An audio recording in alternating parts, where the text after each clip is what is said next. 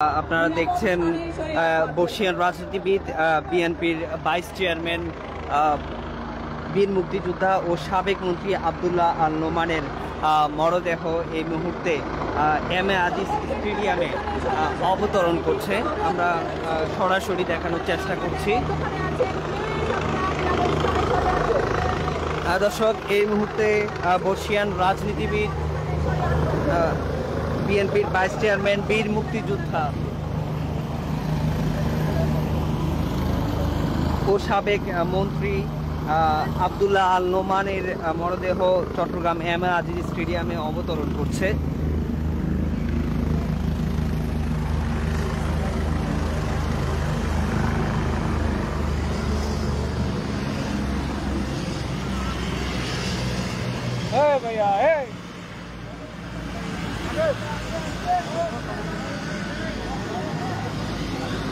দর্শক, এই মুহূর্তে কিন্তু কফিনবন্দি আব্দুল্লাহ আল নোমানের ফিরলেন তার প্রিয় চট্টগ্রামে। দর্শক, আপনাদেরকে জানিয়ে রাখি, বিএনপির কেন্দ্রীয় ভাইস চেয়ারম্যান আব্দুল্লাহ আল নোমান চট্টগ্রাম মহানগর বিএনপির সভাপতি ও দলটির চট্টগ্রাম বিভাগীয় সাংগঠনিক সম্পাদক হিসেবেও দায়িত্ব পালন করেছেন।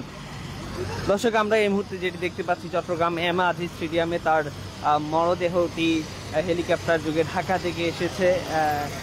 তাকে শেষ শ্রদ্ধা জানাতে বিএনপির সর্বস্তরের নেতাকর্মীরা এসে এখানে ভিড় করছেন।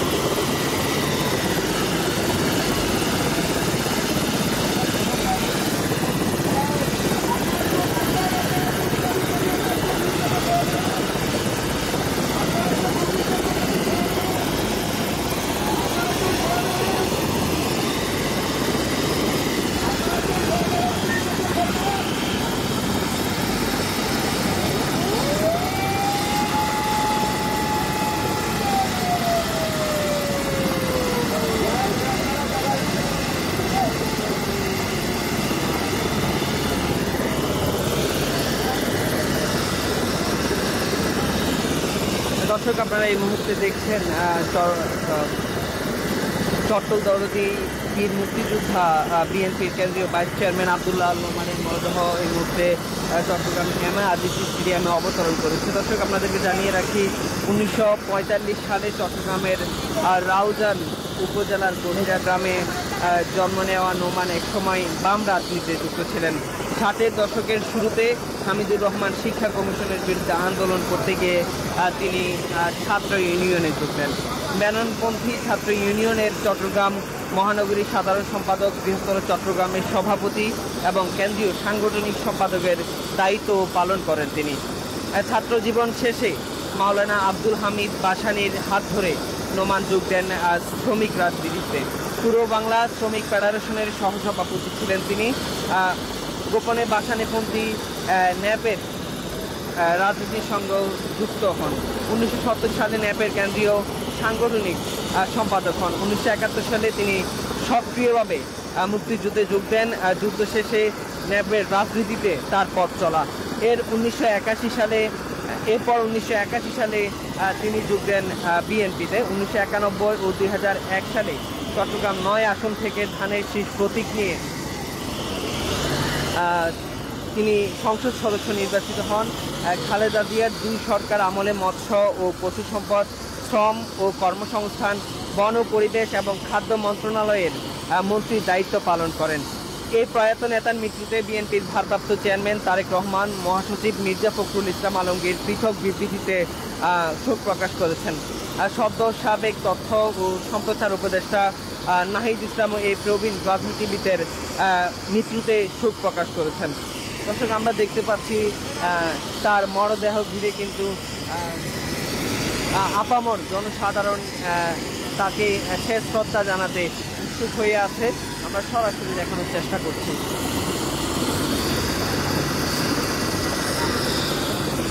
দর্শক, আপনাদের আরও জানিয়ে রাখি, আজ 27 ফেব্রুয়ারি বৃহস্পতিবার কাজীরদৌরি ভিআইপি টাওয়ারস্থ বাসার পার্কিং প্যালেসে দর্শনার্থীর জন্য তার লাশ রাখা হবে। সেখানে দর্শনার্থীরা তাদের শ্রদ্ধা জানাবেন। আগামীকাল 28 ফেব্রুয়ারি শুক্রবার শুক্রবার 8টায় চট্টগ্রাম ভেটেরিনারি ও অ্যানিম্যাল সায়েন্স বিশ্ববিদ্যালয়, সকাল 9টায় ইস্ট ডেল্টা ইউনিভার্সিটি ক্যাম্পাস এবং সকাল 11টায় নসিমন ভবনস্থ চট্টগ্রাম মহানগর বিএনপি কার্যালয়ে মরদেহ রাখা হবে। 28 ফেব্রুয়ারি শুক্রবার বাদে জুমা জমিয়তুল ফালা মসজিদ ময়দানে নামাজে জানাজা অনুষ্ঠিত হবে। বাদে আসর রাউজান গহিরা মাঠ হাই স্কুলে নামাজে জানাজা অনুষ্ঠিত হবে এবং গহিরাতে পারিবারিক কবরস্থানে দাফন করা হবে।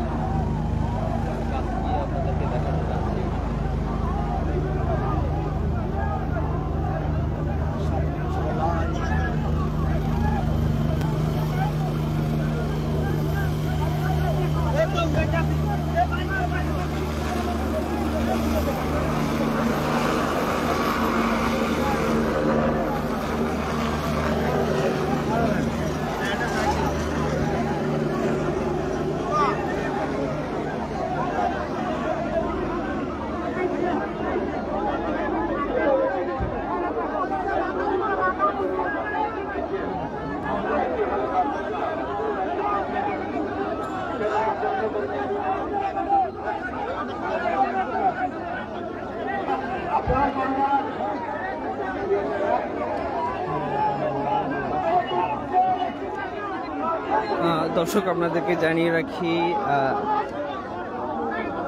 এম এ আজিজ স্টেডিয়াম থেকে তার মরদেহটি কাজীরদৌরি ভিআইপি টাওয়ারস্থ বাসার পার্কিং প্যালেসে দর্শনার্থীদের জন্য রাখা হবে। 28 ফেব্রুয়ারি শুক্রবার 8টায় চট্টগ্রাম ভেটেরিনারি ও অ্যানিম্যাল সায়েন্সেস বিশ্ববিদ্যালয় ক্যাম্পাস, সকাল 9টায় ইস্ট ডেল্টা ইউনিভার্সিটি ক্যাম্পাস এবং সকাল 11টায় নসিমন ভবনস্থ চট্টগ্রাম মহানগর বিএনপির কার্যালয়ে মরদেহ রাখা হবে। 28 ফেব্রুয়ারি শুক্রবার বাদে জুমা জমিয়তুল ফালা মসজিদ ময়দানে নামাজে জানাজা অনুষ্ঠিত হবে। বাদে আসর রাউজান গহিরা হাই স্কুল মাঠে নামাজে জানাজা অনুষ্ঠিত হবে এবং গহিরাতে তার পারিবারিক কবরস্থানে তাকে দাফন করা হবে। দর্শক এই কিছুক্ষণ আগেই কিন্তু তার তার কফিনবাহী হেলিকপ্টারটি চট্টগ্রাম এম এ আজিজ স্টেডিয়ামে অবতরণ করেছে।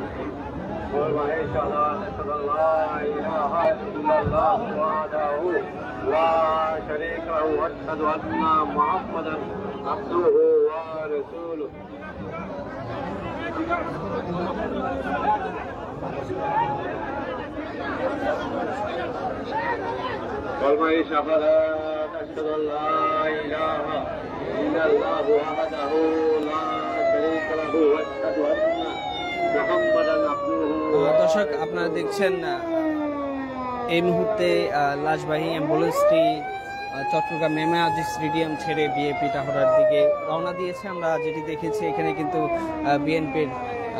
বিএনপি সহ আপামর জনসাধারণ তাকে শ্রদ্ধা জানাতে এসেছে এবং তারপর এখানে কিন্তু